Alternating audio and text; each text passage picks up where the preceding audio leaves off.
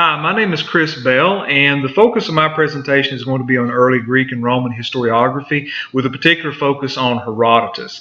And I'd like to begin by pointing out what the Greeks were doing at this time and how they were showing a shift from this more ancient tradition of telling history through these epic poems that's kind of exemplified by Homer and his Iliad and his Odyssey, and how you see a shift beginning with Herodotus and Herodotus, and how they're going to be shifting towards a more secular prose with the telling of history that's kind of exemplified by Thucydides.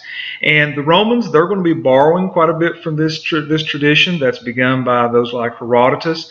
And as they're telling this inevitable rise to their own power in the Mediterranean, I think it's interesting to see that both writers view their present as having problems and issues, whether they're political or social, that they can look back into the past and find either explanations for or possibly solutions for as well. Several issues are going to arise whenever you're looking at these sources from antiquity. The original form that they take is very different from the way they've been passed down to us. Originally, you're looking at a scroll with very little identifying information, and of course, you've got layers and layers of translations upon them that could alter the true intentions of the author. And so we have to remember that we're looking through all of that when we read these writings. Of course, my paper is going to focus on Herodotus, and so I'd like to begin with a little bit of background on Herodotus. He's born about 490 BC. He's born in what is today Turkey, so he's going to be He's raised right next to the Persian world. It's going to be so much of an influence to him later on.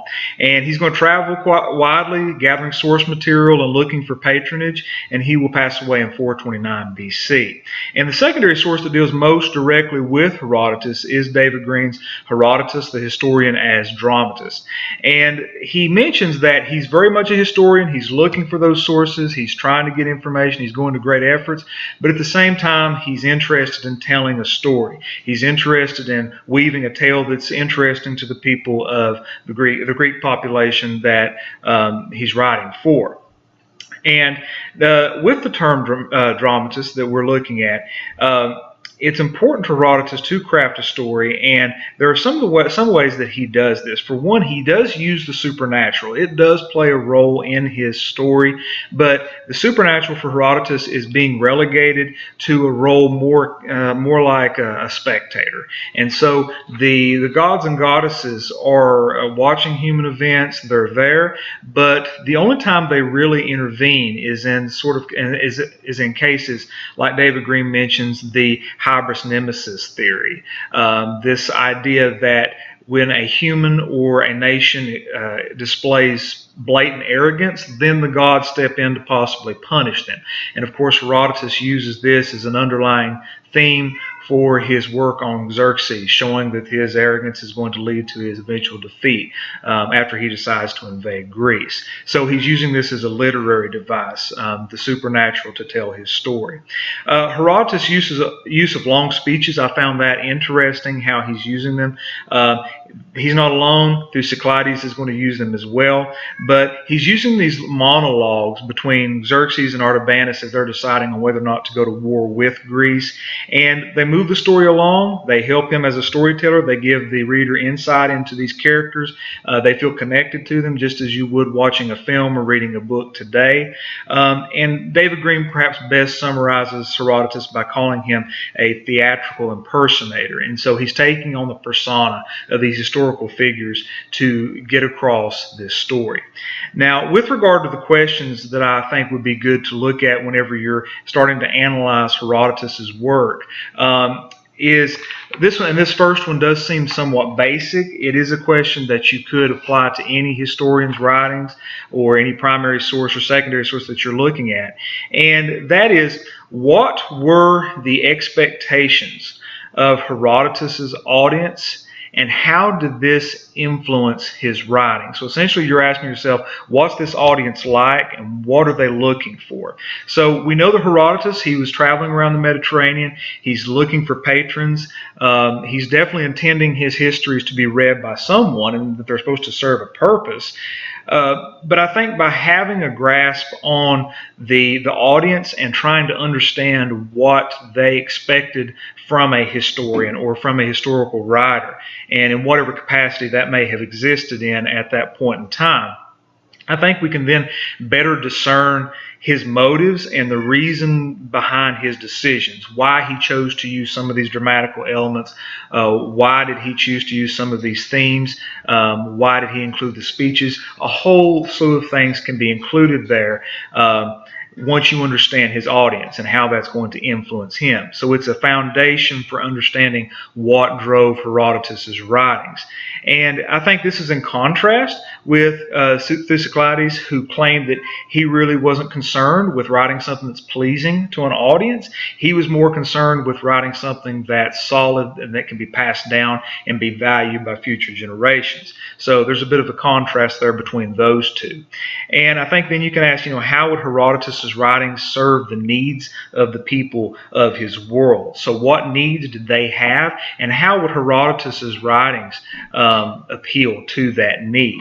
And I think then using that idea of his audience, finally, I think then you could ask another sub-question, and that is, who are historians writing for, and do they have a responsibility to make history accessible to an audience who may not be as initially invested in the history as the historians themselves?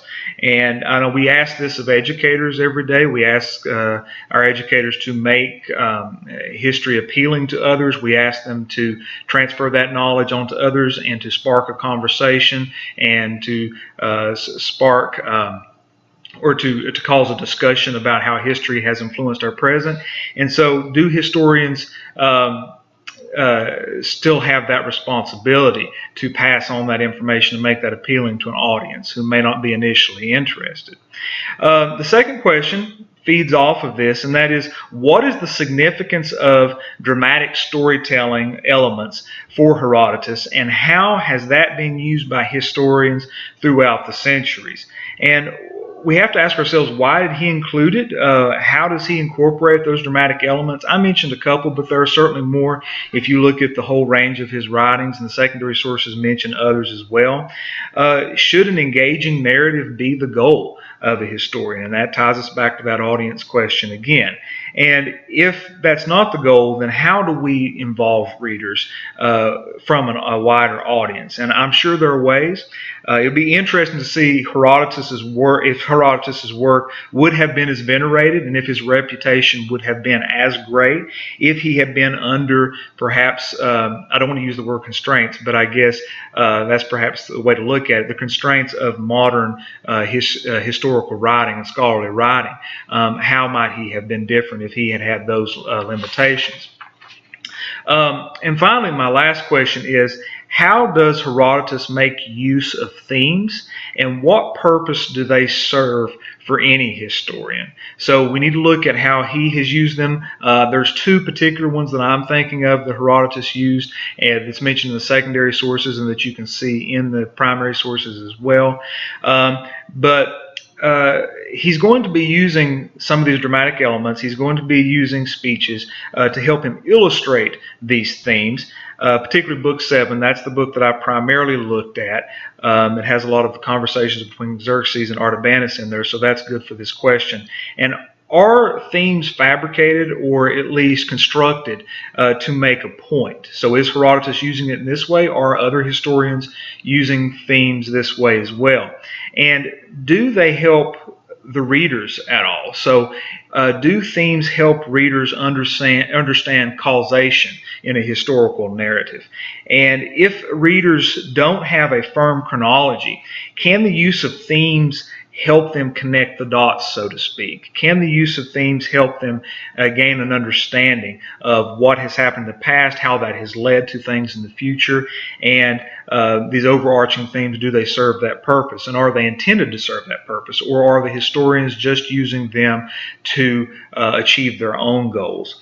And then finally, I also asked this question as well, and I was asking this of myself as I was reading through this, and is that, can the search for themes by a historian or the use of themes lead to an oversimplification of historical figures and their actions? And you have to wonder, whenever Herodotus is using these speeches, is this the case? Is that what these themes are leading to? I mentioned the word streamline before. Are things becoming too streamlined because he's using themes? That's worth looking at whenever you're looking at his the books and his dealings with a very complex issue of the Persian War. Are they being trimmed down for the sake of carrying along a particular theme? So just as a recap, my three questions are: what audience was Herodotus writing for, and what were their expectations, and how did this influence his writing? What was the significance of the dramatic storytelling elements for Herodotus, and how has that been used by historians throughout history? And finally, how does Herodotus make use of themes, and what purpose do they serve for any historians? Thank you.